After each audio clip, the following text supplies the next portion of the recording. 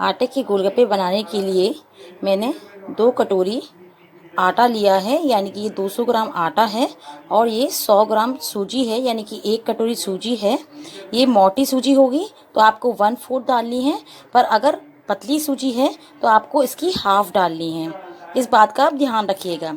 ये मीठा सोडा है, 1/4 चम्मच है। यदि आप ये नहीं डालना चाहते तो आप बेकिंग पाउडर भी डाल सकते हैं।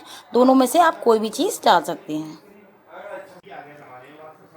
ये 2 कटोरी आटे को मैंने छान लिया था, और ये 1 कटोरी सूजी है, इसको भी मैंने छान लिया था। ये महीन सूजी है।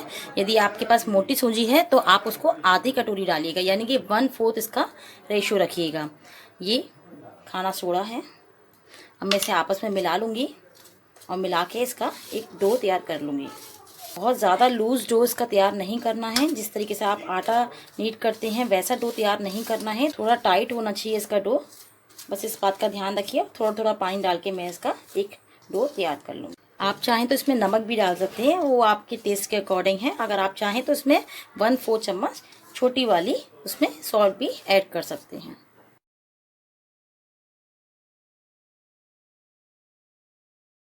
इसमें बस थोड़ा थोड़ा पानी डालना है, क्योंकि सूजी जो है वो बाद में फूलती है पानी के साथ। आपका डो ना रोटी जैसा होना चाहिए और ना पूड़ी जैसा। अब आप उसे छू के देख सकते हैं। ये देखिए, इस तरीके से बस इसे मैं ढक के, गीले कपड़े से इसे ढक के कम से कम आधे घंटे के लिए रख दूंगी।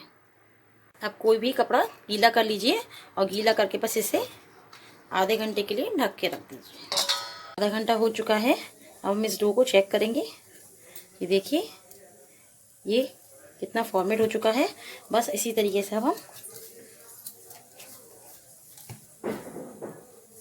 जो डो है उसको हथेली की सहायता से मलेंगे, और इसको जो ये रफ दिख रहा है आपको, बस इसको हम चिकना बना देंगे।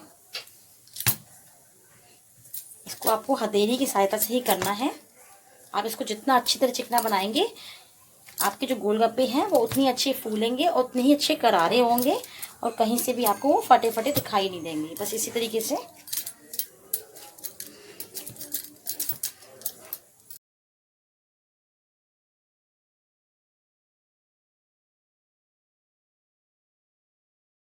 आटे की टिकिया में कभी भी मोमन नहीं डालिए, क्योंकि ये थोड़ी पापड़ी चाट टाइप की होती है इसलिए। और जब आप सूजी की टिकिया बनाते हैं उसमें मोमन ज़रूर लगता है। बस इसी तरीके से आपको इसको चिकना करना है, ताकि सूजी और आटा आपस में मैश हो जाए और आपको पता भी नहीं चले किस जगह पे सूजी है और किस जगह पे आटा है।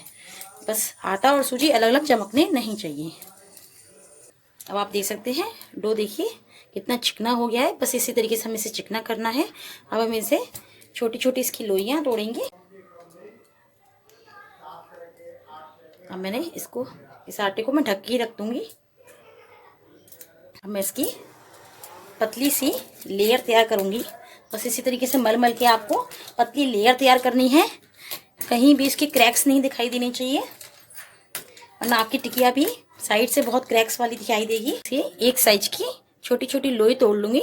आप चाहें तो चाकू की सहायता से भी कर सकते हैं या अपने हाथ की सहायता से।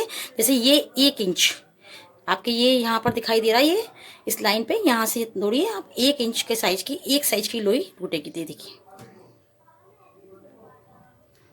इससे आपकी एक साइज की लोई टूटेगी। बस इस लाइन तक आप लीजिए इसको, आटे को, और यहाँ से ऐसे करके बस तोड़ते जाइए। ये यहाँ से लीजिए, आपकी सारी एक साइज की लोई इसमें टूटेंगी। अब मैं इसमें एक छोटी वाली चम्मच रिफाइंड ऑयल डाल दूंगी, ताकि ये लोई है वो आपस में चिपकेंगी नहीं। और अगर आप इसको ऐसे ही बेल पाएँ तो ऐसे ही बेल दीजिए, वरना इसकी छोटी छोटी सी ऐसे गोल बना दीजिए। गोलगप्पे रखने के लिए आप कोई भी पॉलीथिन ले लीजिए, क्योंकि कपड़ा मैं इसमें इसलिए नहीं लेती कि कपड़े से उसमें से हवा चली जाती है, जिससे कि वो आटे की जो टिकिया होती हैं वो पपड़ा जाती हैं, उसके ऊपर एक परत सी जम जाती है। पॉलीथिन लूँगी मैं, इसमें बिल्कुल हल्की सी चिकनाई इस तरीके से बस हल्का सा लगा दूँगी, और एक एक गोलगप्पे बेल बेल के मैं इसके अंदर रखती जाऊँगी, और फिर दूसरी पॉलीथिन इसके ऊपर ढक दूँगी। ये मैंने जो लोई बनाई थी उसको लूँगी, एक बार ऊपर बेलना है और एक बार नीचे बेलना है। ना ज़्यादा मोटी होनी चाहिए ना ज़्यादा पतली। और आप ये बेलनी से बेलेंगे तो ज़्यादा बेटर रहेगा, क्योंकि बेलन से थोड़ी सी कहीं से मोटी कहीं से पतली हो जाती है। यदि आपके पास बेलनी नहीं है तो आप कोई भी पाइप ले लीजिए, क्योंकि टिकिया वाले जो होते हैं वो पाइप का यूज़ करते हैं, पर हमारे पास बेलनी है, ये कहीं भी मार्केट में मिल जाती है। तो आप बेलनी से बनाएंगे तो देखिए बिल्कुल एक शेप की आएगी, ना ज़्यादा मोटी और ना ज़्यादा पतली। बस इसी तरीके से मैं सारी टिकिया को बनाती जाऊँगी। एक बेलन यूँ,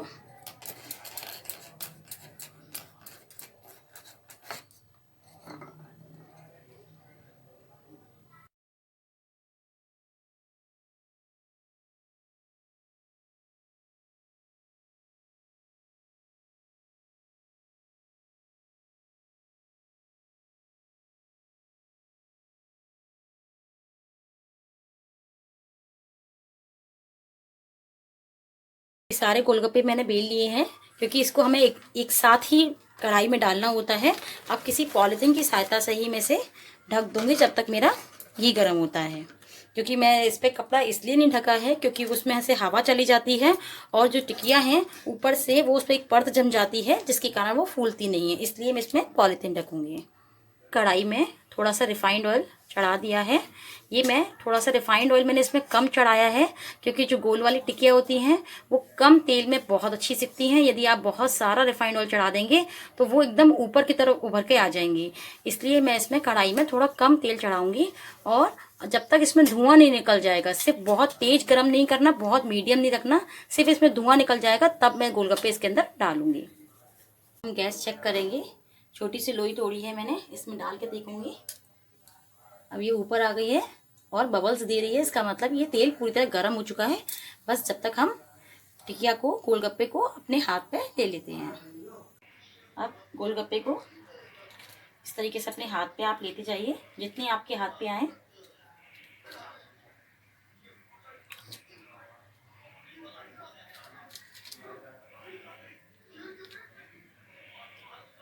गरम हो गया है। अब बस इसको मैं इस तरीके से इसमें डालूंगी और इस तरीके से चलाऊंगी। जो फूल गई हैं उनको पलटते जाएंगे।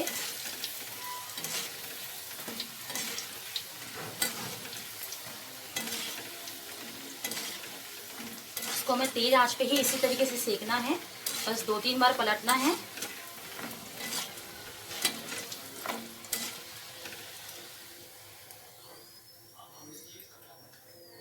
और किसी भी नैपकिन पे आप निकाल लीजिए। मुश्किल लग रही हैं तो आप पूरा एक सल्ला बेल लीजिए, ना ज़्यादा मोटा ना ज़्यादा पतला, और आप किसी भी इस टाइप के किसी भी कटर की सहायता से आप उसे काट लीजिए।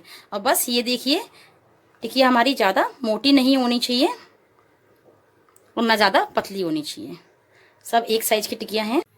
ये देखिए मैंने ऐसे हाथ में टिकिया ले ली हैं। अब मैं इसको इसमें डाल दूँगी और बस इस तरीके से चलाऊँगी।